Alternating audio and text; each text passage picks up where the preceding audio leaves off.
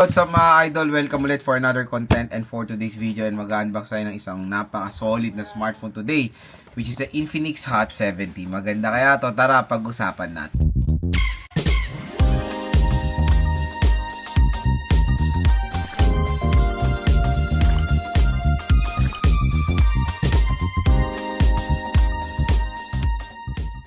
So yan mga idol, ayan na, i-unbox na rin natin itong binili nating Infinix Hot 70. So again, very interesting itong smartphone na to kasi nasa entry level segment siya. Pero ang ganda ng specification na ma-offer nito for its price.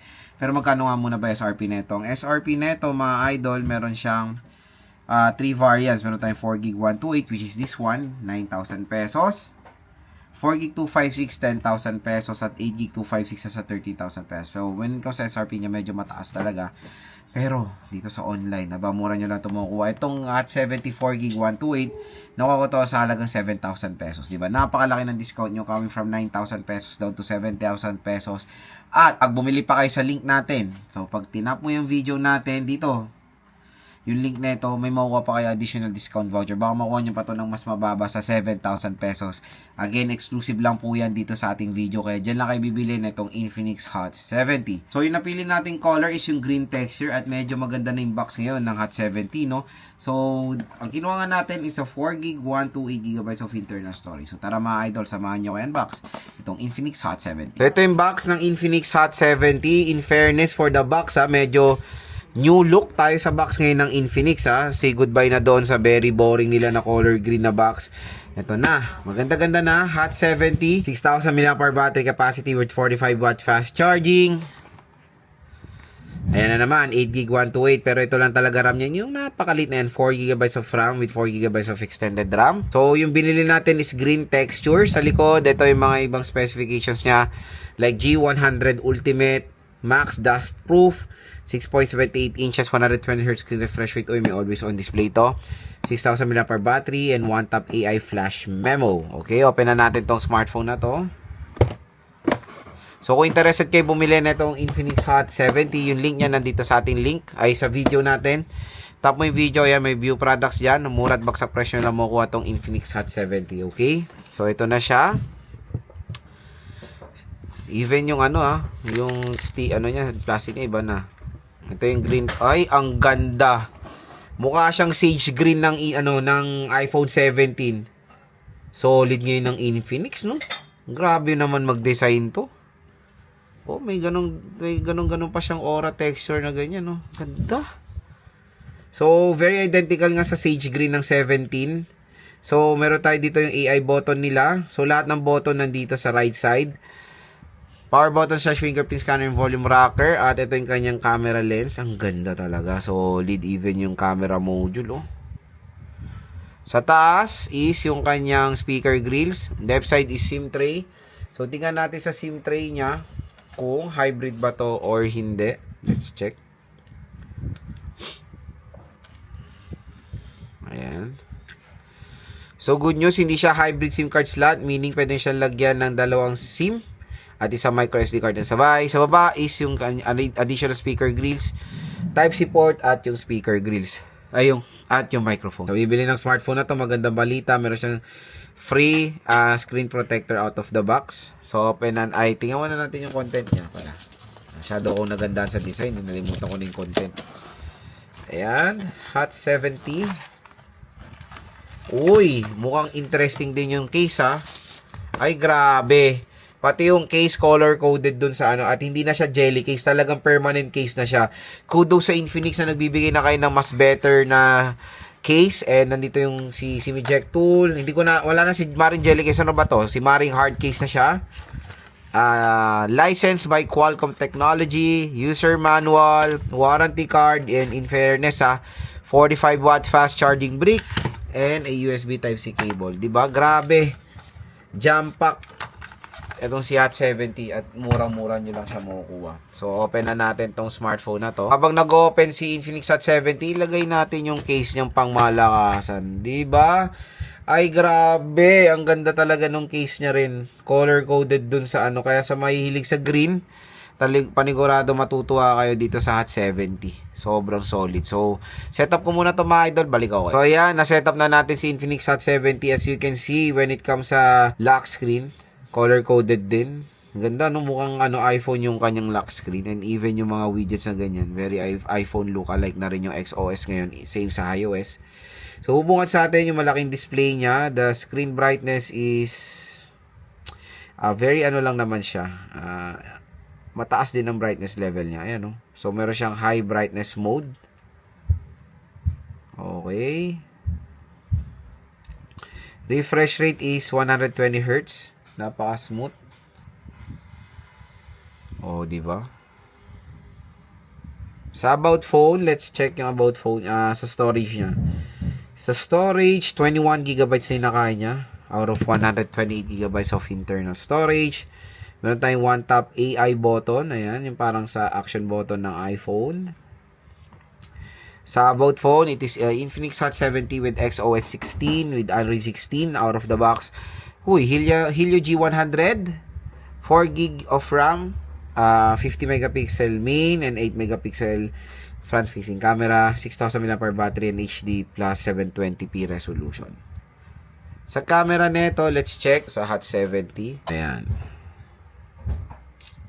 Partida indoor pa lang to. Oh, meron siyang AI feature diyan. Ayan, malinaw din Malinaw camera niya. So sa ating full review, ika-camera test natin siya syempre sa magandang lighting condition. Ayan. Oh, 'di ba? Mas pinalinaw niya pang ganda ng camera using the AI features nito. So, 'yun mga idol, kung interested kayo sa Infinix Hot 70, wala na iba, dito lang ibibili sa ating link. So, tap mo yung video, may view products diyan, mura at baksak presyo lang makukuha tong smartphone na to. At syempre, may naghihintay pa sa inyo additional discount voucher upon checkout. So, ito na mga idol, na since na-unbox na natin si Infinix Hot 70, next is bibigay ko sa inyo yung overall first impressions ko dito sa smartphone na to, kung bakit napakasulit din na itong smartphone na to. And, yun nga, ginawa ko to ng first impressions nung bagong labas, yung wala pa yung unit. Ngayon, syempre gagawin tayo ng first impression na nawakan na natin yung unit at sobrang nagustuhan ko to. Unang-una yung design. Tulad na sinabi ko kanina, yung green nito mukha siyang sage green ng iPhone 17. Grabe, napaka-solid, and even yung case nito nagmamatch dun sa color ng smartphone. So kudos sa Infinix na hindi sila nagbibigay ng chipipay na case ngayon, nagbibigay na sila ng pangmatagalang casing na mga gamit ng mga consumer sila. So design, aesthetic, perfect 10 for me etong Infinix Hot 70. Kaya kung naghanap kayo ng isang smartphone na napakaganda ng itsura, ang ganda ng texture, maganda sa feel, magandang hawakan, ito na, magandang isuggest sa inyo itong smartphone na. Next, yung display. So, when it comes sa display, malaki rin naman, reasonable, 6.78 inches. Pero real talk for its price ngayon, even sa sale price niya, hindi po reasonable ang HD plus 720p, lalo-lalo na 4G lang to. Acceptable ko siya kung 5G, pero pag 4G dapat AMOLED Full HD plus 1080p. Medyo paurong, HD plus 720p resolution siya, na which is dapat perfect yan for a price tag na 5,000 pesos below. So, yun lang naman ang nakakalungkot na part dito, the resolution itself. Hindi ko naman sinabing pangit totally, pero when it comes sa resolution, hindi perfect fit for its SRP and even sa kanyang sale price. For the needs of brightness, not too bright, not too low, nasa average level siya. Refresh rate is 120Hz, which is all goods. Ang maganda rin dito, the operating system is Android 16 with XOS 16. So, hindi na kayo maghihintay ng agony na maghintay pa na update. And let's hope ma-update pa to sa Android 17, hindi natin alam. Pero nagkakaroon naman na ng history si Infinix ngayon na nag-update ng software ng smartphone sila. Pero sa mga mid-range, hopefully dito ma-update din. When it comes sa processor, again for its SRP, syempre G100 Ultimate is not the perfect fit. Sa sale price niya, medyo umokay na, 7,000 pesos. Reasonable naman yung processor na yan. Again, hindi po mabagal yung G100 Ultimate. You can do a lot of things sa processor na yan, even day-to-day tasks and mga games. So, makaka-handle din naman siya ng mga AAA games, pero asahan nyo na hindi siya smooth, may mga frame drops, pero playable siya. Kung gagamitin nyo to sa casual things or casual user kayo, syempre, Infinix Hot 70 is good to go rin naman, or maganda rin siyang i-recommend para sa inyo, dahil literal na hindi naman pumabagal yung G100 Ultimate. Pero kung gaming talaga, solid gamer kayo, definitely, marami pong smartphone na mas better ang processor dito sa kanyang SRP or even sa kanyang sale price. Pero, performance-wise ng processor, hindi po yan pangit, okay? Yung RAM neto, medyo yun nga, sinabi ko na yan sa previous video ko na i-accept na natin ang new normal ngayon na 4GB of RAM sa presyo na siguro mga 10,000 pesos. Kasi yun nga, nagmahal po ang presyo ng RAM, medyo sobrang taas ng presyo ng RAM, kaya yun ang nangyayari, nagsitaasan din ang presyo ng mga smartphones. So 4GB of RAM, I think that is the best minimum na talaga na pwede natin magamit ngayong 2026. Pero kung gaming kayo, definitely 4GB of RAM, medyo mahihirapan yan, lalo na pag mga AAA games. So again, for the RAM at ROM, acceptable naman siya for its price. Siyempre, ang isang nagustuhan ko dito is yung one-tap AI button nila na parang action button ng iPhone. So, ito yung parang nagre-resemblance din sa action button ng iPhone nga na kumbaga, kung meron kayo favorite application, pwede nyo i-set dito para ma-easy access yun sila. And when it comes sa usability niyan, it's not a big feature pero magandang addition. Camera nito, meron siyang 50 megapixel main camera. Again, sinasabi nila dual camera to pero yung pangalawang camera nito is useless. So 50 megapixel main camera tayo dito. Malinaw naman nung nag-take tayo ng photo sa indoor. At very welcoming din yung feature niya na AI when it comes sa camera application. Sa front facing camera, it's 8 megapixel. Malinaw din naman mga idol. At yun nga tulad na sinabi ko sa inyo, malaking tulong talaga AI neto. Battery rin ang pinaka the best dito dahil meron na tong 6,000 mAh battery capacity. Napakalaki mga idol. And syempre, I think yan na rin ang new normal for the battery capacity ngayon 2026, 6,000 pataas. So kung naghahanap kayo ng isang smartphone na meron malaking battery juice, ito na rin ang magandang i-recommend sa inyo. Hindi lang yun, matagal siyang malobat, ang bilis pang mag-charge. So for example, maglalaro kayo, ginamit nyo siya ng all day. Magpahinga ka lang na isang oras, full charge na agad, good to go na agad kayo dito sa Infinix Hot 70. Ganyan po ka-convenient mag-charge dito sa device na to. Yan ang talagang pinaka-perfect fit or perfect combination. Fast charging and matagal malubat. For the protection, it is IP64, water and dust resistant. So, napaka-solid ng protection din nito. And I think yan din naman yung the best minimum na protection na makikita natin ngayon. So, IP64, water and dust resistant, mga idol. Ayan yung mga smartphones nga na pwede sa mga talsik ng ulan, accidental spillage, pero hindi po ito pwedeng masubmerge sa water. Kung meron kayo nakitang content creator na nilublob sa tubig, misleading yan. Kasi mababa po ang kanyang protection for that kind of scenario.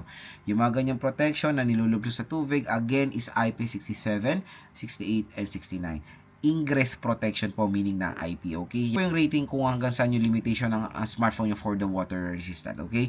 IP64, welcome addition yan, kaya kumbaga, may nakikita tayo before, mga motor taxi riders natin, di ba, nilalagay pa ng plastic smartphone nila para hindi masira. Ito hindi nyo na kailangan, then meron siyang protection for that kind of scenario, okay? So yun mga ka-Jave lang ang ating first impression so far dito sa Infinix Hot 70, isa sa napakagandang smartphone din na pwede ma-offer ngayon Infinix ngayon 2026. Napakasulit, ang ganda ng design, maganda rin specification, reasonable. Kaya kung interested kayo, dito lang kayo bumili sa link natin. SRP niya medyo mataas. Kaya kung gusto niyo pa ito makuha ng mas mababa, dito lang kayo bibili sa ating link. Top mo yung video, view products sa section na to. Mura at bagsak presyo nyo lang makuha itong Infinix Hot 70 at may naghihintay pa sa inyo additional discount voucher up to 1 to 2,000 peso. Babahan nyo na lang po yung ating review and of course game test dito sa smartphone na to.